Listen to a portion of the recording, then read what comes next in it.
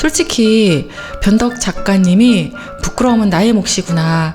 내 팬들의 문해력을 어이없고 일이 한탄하셨을 겁니다.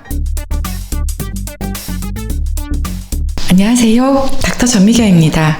2022년 8월에 심심한 사과 논란이 전 대한민국을 휩쓸었습니다. 내용을 좀 간단하게 말씀드릴게요. 홍대에 모펀 카페라는 곳이 있거든요. 게임 캐릭터나 만화나 라이트 노블 같은 문화와 카페가 융합된 복합 문화 공간입니다. 이곳에서 인기 웹툰인 야화첩 작가 변덕 작가님의 사인회 개최가 예정되어 있었습니다. 미리 네이버 예약 150명을 선착순으로 받기로 했는데 주최 측의 시스템 오류로 예약에 실패한 일부 팬들이 생겼습니다. 그래서 모펀 카페 쪽에서 사과문을 올렸거든요. 예약 과정 중 불편사항 끼쳐드린 점 다시 한번 심심한 사과 말씀 드립니다. 일이 공지가 나간 거죠. 댓글이 난리가 났습니다. 난 하나도 안 심심한데 넌 심심하냐? 심심한 사과라고 끝이냐? 제대로 된 사과를 안 하는 미친 또라이들 아니냐? 뭐 이런 내용들이었죠. 이 사이트의 댓글이 일파만파 퍼져나간 거죠. 대한민국 젊은 사람들의 문해력이 도마 위에 올랐습니다. 그 전에도 문해력 문제는 계속 있었고요. 2020년 8월 17일이 임시 공휴일로 지정이 되면서 포털 사이트 실시간 검색어 1위가 사흘이라는 단어가 되었죠. 8월 15일 광복절이 토요일이었던 거예요. 그래서 8월 17일 월요일까지 임시 공휴일로 지정이 돼서 토일 월 3일이 쉬게 된 상황이었죠.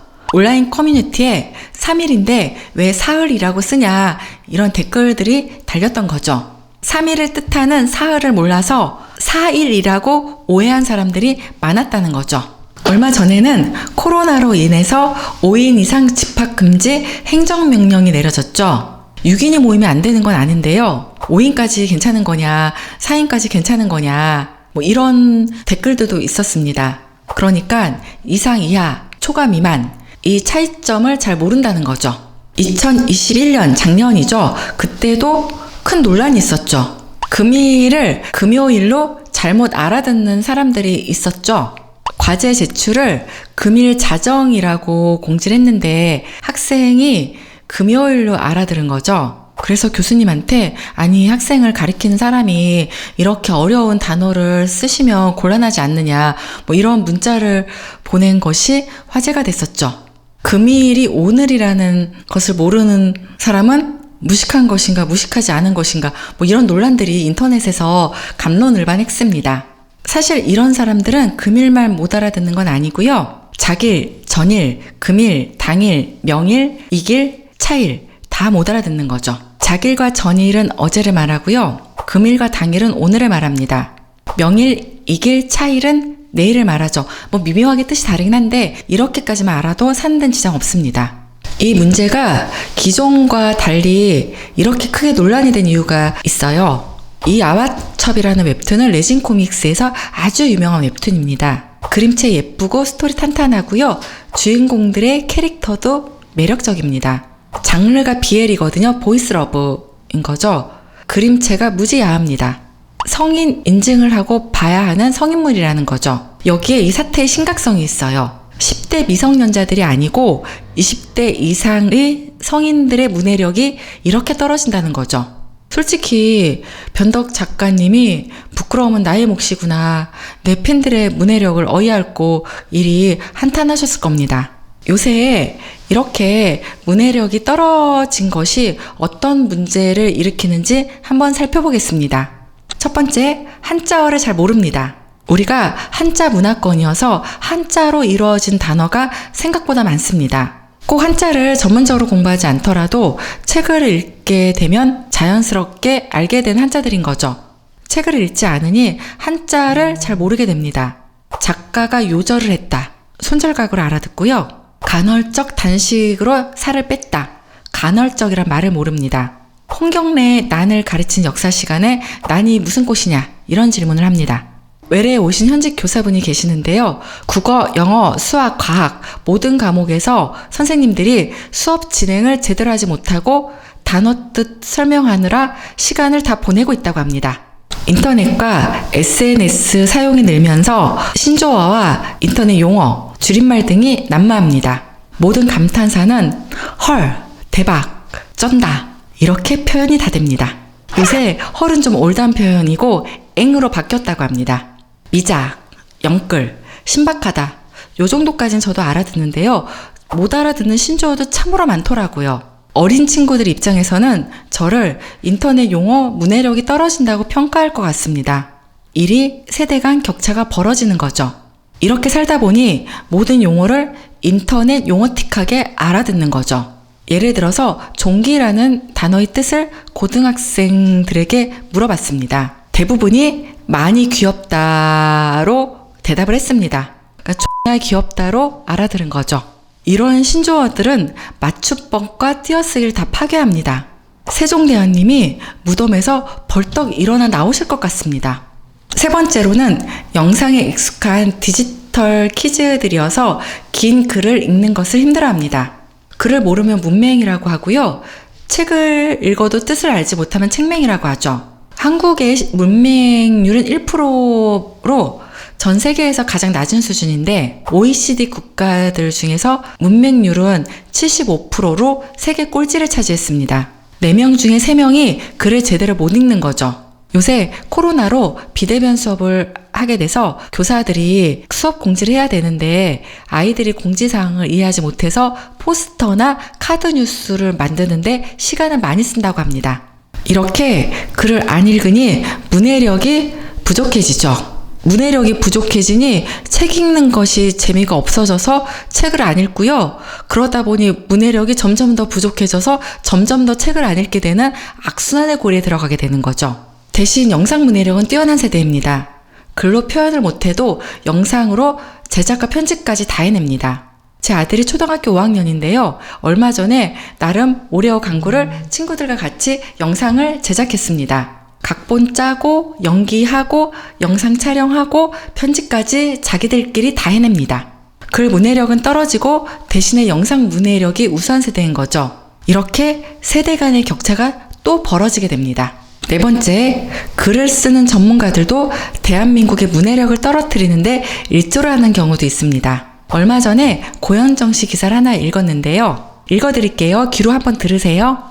화보 속에서 고현정은 다리가 강조된 블랙 컬러의 벨티드 코트와 트위드 패브릭의 르덴코트 실루엣 코트를 통해 페미닌하면서도 시크한 매력을 강조하는가 하면 블랙 터틀넥 니트와 숏팬츠, 블랙 샤이 하이 슈즈에 카멜 컬러 하프코트를 착용해 캐주얼한 룩을 세련되게 소화해냈다. 알아들으시나요? 바꿔볼게요. 화보 속에서 고현정은 다리가 강조된 검은색의 허리끈 있는 우옷과 촘촘 양모 원단의 원피스 모양 우옷을 통해 여성스러우면서도 도도한 매력을 강조하는가 하면 검은색 거북이목 털옷과 반바지, 검은색 긴 장화 신발에 낙타색 반 우옷을 착용해 간편한 모양을 세련되게 소화해냈다. 이렇게 기사를 쓰셨어야죠. 영어를 저리 근본 없이 섞었으면 어찌합니까? 이렇게 외래어와 외국어를 남용하는 글을 일명 보그체라고 합니다. 간혹 판타지 소설 흥보 문구에서 보그체 나옵니다. 혼돈의 카오스, 어둠의 다크니스, 운명의 데스티니, 전설의 레전드, 죽음의 데스 이렇게 이중 언어 형식으로 보그체를 쓰는 거죠. 일반인들이 자기 SNS에 이렇게 쓰면 좀 귀여운데요. 기자들이나 마케팅 전문가들은 문장을 좀 제대로 쓰면 좋지 않을까 싶습니다. 글을 쓰는 것이 업인 사람들이잖아요. 5번째로 상황과 맥락을 파악하는 눈이 떨어집니다. 생각해보세요. 모범 카페에서 심심한 사과라는 단어를 팬들을 우롱하면서 쓸 리는 없잖아요. 내가 잘 모르는 단어가 나올 경우에 앞뒤로 유출해서 이런 뜻이겠구나 이런 파악을 할 노력조차 안 한다는 거죠. 논리적, 비판적 사고 능력이 떨어지는 거죠. 저는 구독하는 동영상들 챙겨볼 때 댓글도 열심히 읽거든요. 숲은 보지 못하고 나무만 보면서 엉뚱한 말로 댓글을 다는 문해력 떨어지는 사람들이 참 많더라고요. 사실 문해력이 떨어지면 심심한 사과만 못 알아듣는 게 아니고요. 주택 임대차 계약서, 근로계약서, 견적서, 보험 약관, 직원 업무 매뉴얼, 의약품 처방전 이런 글들에 대한 이해력도 떨어지는 거죠. 금융 정보를 이해하고 활용하는 금융 문해력, 진짜 뉴스와 가짜 뉴스를 구별할 줄 아는 미디어 문해력, 의학 정보와 처방전을 이해하는 건강 정보 문해력 등 생활 문화 전반에서 경쟁력이 떨어지게 되는 거죠. 6번째로 자신이 틀렸다는 것을 인정하지 않는 꼰대가 됩니다. 영상 챙겨보시는 구독자님 중에 제 환자분들 몇 분 계시거든요. 제가 진료 중간에 이런 말 많이 쓰죠. 그 단어가 무슨 뜻인가요? 요새 젊은 사람들 사이에서 유행하는 게임인가요? 이렇게 모르는 단어 나오면 바로 여쭤봅니다. 세상이 너무 빨리 변하고 있고 너무 다양해서 내가 모르는 분야는 얼마든지 생길 수 있습니다. 모르는 건 잘못이 아닌데요. 자기 생각이 맞다고 확신하면서 남을 비난하는 태도는 잘못인 거죠. 저는 이 부분이 문해력이 떨어지는 사람들의 가장 큰 문제라고 생각합니다. 왜 관공서나 고객센터 이런 데서 말도 안 되는 억지 쓰는 경우 봤잖아요.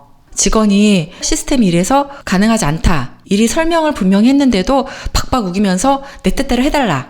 이러는 경우 종종 보죠. 자기가 보고 믿는 세상이 전부이고 내 말만 옳다는 우물한 개구리형 영꼰대로 세상을 살아가게 되죠. 이리 살면 자기 성장과 자기 발전이 없게 됩니다. 오늘은 심심한 사과 논란을 시작으로 문해력이 왜 떨어지고 있으며 문해력이 떨어지면 뭐가 문제인지 살펴봤습니다. 정리합니다. 첫 번째, 한자어로 된 단어를 잘 모릅니다. 두 번째, 인터넷에 익숙해지면서 신조어를 많이 씁니다. 세 번째, 긴 글을 읽는 것을 힘들어하면서 어휘력이 떨어집니다. 네 번째, 기자들 같은 전문가들도 글을 제대로 쓰지 않는 경우가 많습니다. 다섯 번째, 상황과 맥락을 파악하는 눈이 떨어집니다. 여섯 번째, 나만 옳고 남은 틀리다는 꼰대가 되어갑니다. 사실 우리가 살면서 문해력은 상당히 중요합니다. 우리 삶의 전부를 차지한다 해도 과언이 아닙니다. 문해력이 이렇게 중요하기 때문에 이어서 다음 영상도 문해력을 가지고 제작할 생각입니다. 많은 시청 부탁드립니다. 구독, 좋아요, 알람 설정 부탁드릴게요.